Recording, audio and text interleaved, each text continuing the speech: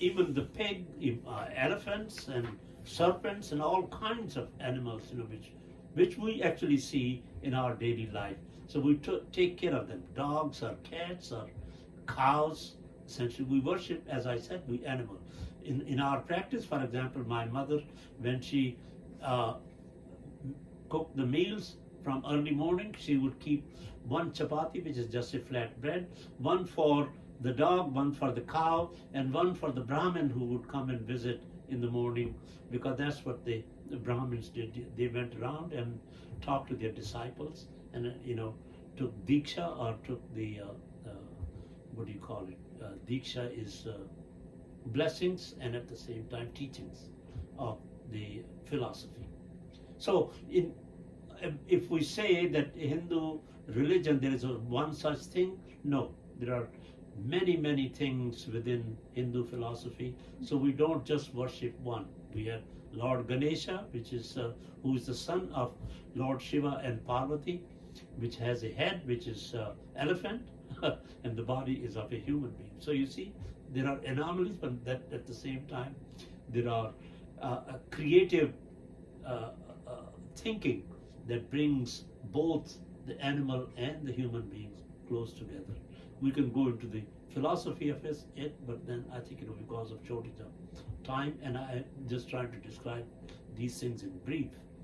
I'll just leave it at that. So we worship Ganesh, because we worship Ganesh, so our prayers will then go to Lord Shiva, the Trinity that I taught. Lord Brahma, Vishnu, Mahesh. Brahma is the creator, Vishnu is the caretaker, and Mahesh, which is Lord Shiva, is the one who's the destroyer, but also he's a caretaker as well.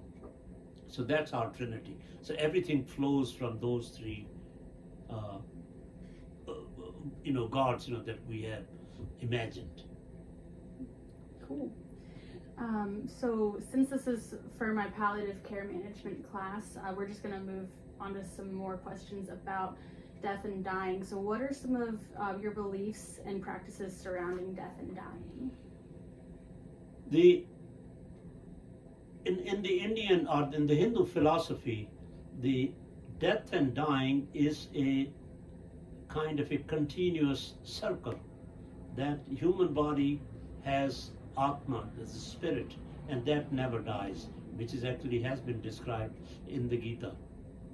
That is Atma, that is your spirit, can never be destroyed by a sword or by fire or by water.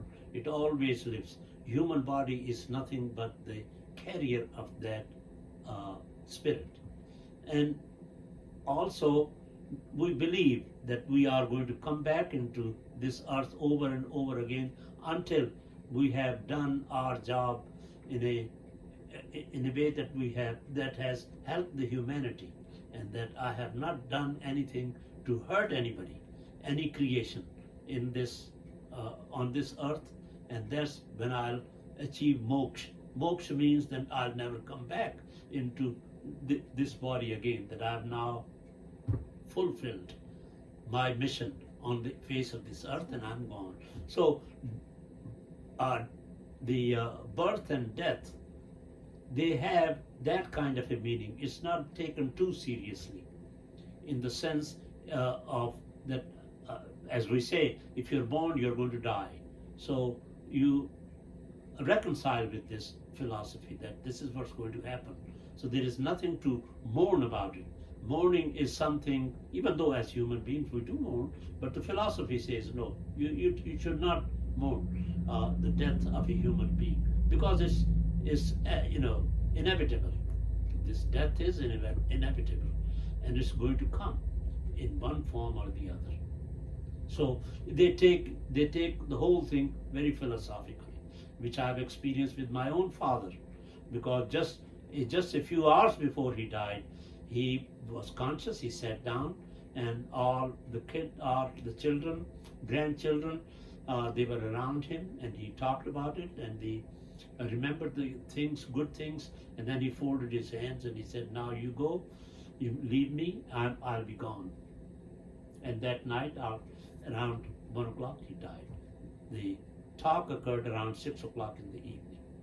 So you see, this was something we expected. So we did not mourn his death, but we enjoyed his teachings and his philosophy, and whatever he gave to us. So this is how we talk about birth and death. Are there any hospices in India? How are the terminally ill cared for at the end of life? In the sense of hospices that we talk about in the Western world, no. But at the same time, there are practices. Over centuries, people have developed these kinds of things. People will just simply go to ashrams towards the end of their life. And there are a number of ashrams around the holy rivers, around holy cities. People will just go there and they are fed. They don't have to worry about food. They don't have to worry about even some medical care, that they can get in ashrams. And this is how we essentially take care of the old people. But in India, we have had the excuse me, the philosophy of having a joint family. That is, you always took care of your older people, your parents, your grandparents, and they stayed with you. You never let them go outside of the house, before death. You take care of them. I saw my own grandfather who died in the house, my own father, my mother, my grandmother. So this is how essentially I was brought up. But since then, in the past 40, 50, 60 years, things have changed. There are nursing homes now, people who can afford them. Very few people can afford them, but those who can afford them, they take their, senior people, senior citizens, those who cannot take care of themselves, or those who don't have anybody to take care of them. They generally go to those nursing homes towards the end of their lives. And so, coming from a different country and a different culture and a different religion, what are some of barriers or dilemmas you've experienced here in the U.S. Regarding healthcare? Well, as far as I'm concerned, I have not personally come across any kind of a problem as far as healthcare is concerned. But I did see, and I can tell you about my mother and father. Fortunately, the number of physicians who have migrated and who have been migrating from India to this country, and generally in every city you will find there are Indian doctors. And we were so fortunate that every time my father or my mother, if they had any problem, would go to the hospital or to the doctors, and they'll take care of them. For example, my father had a hernia operation in Ashborough, and the doctor was from Punjab, and his wife also was a doctor. So he took care of my father, and he even told him he's not going to charge because you are like my father, and I'll take care of that. But they paying the bill for the hospital so that you can talk to them. And the same way, when towards the end of their lives, my parents lived with my brother down in Florida, in Gainesville, and there was a doctor. She was from India, and so they could actually talk to her in their own language and philosophize. That she understood the poetry, she understood the Hindu philosophy, though she was of the Muslim faith.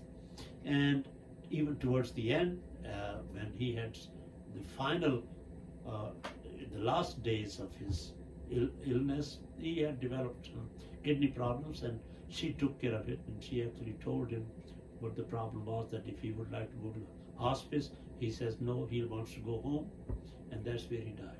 Wow. Same thing with my mother.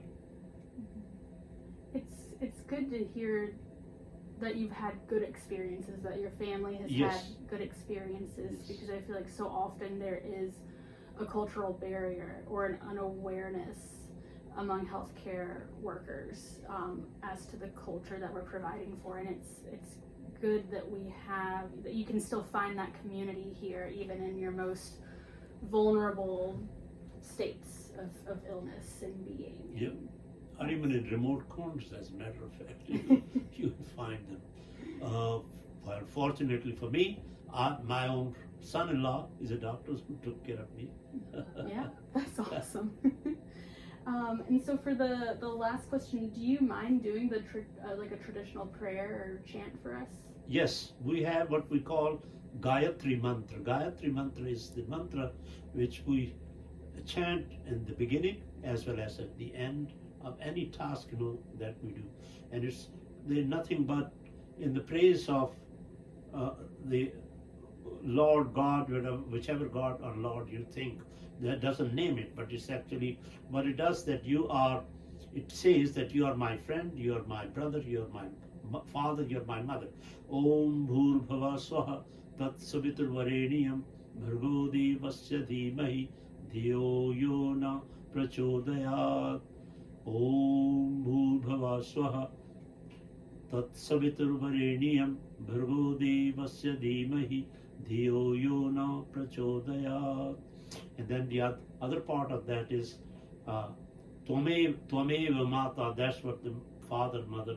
Tvameva Mata Cha Pita Tvameva Bandhu Cha Sakha Tvameva Vidya Cha Draminam Tvameva Sarvam Mama Deva Deva. That means that you are my father, you are my mother, you are my guru, you are my friend, and at the same time you are my knowledge. So I bow before you, and bow doesn't matter what God you pray to. And then towards the end, we always have this mantra which talks about nothing but Shanti, and that Shanti is I'm going to recite that. It's called Shanti Part. Shanti means peace, and that actually talks about Shanti, peace on the earth, peace for the vegetation, peace for animals, peace for the entire Brahmand, that is the cosmos. So here it goes.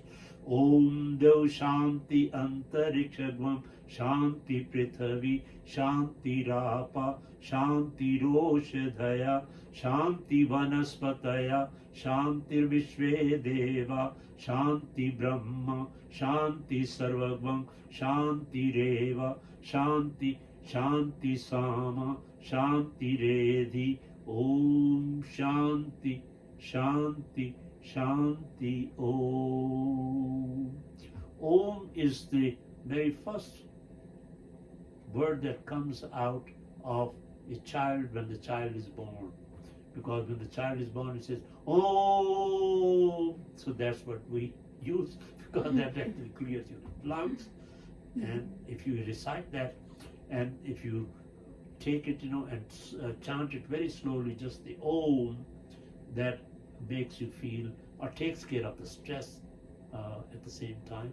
It actually clears your lungs.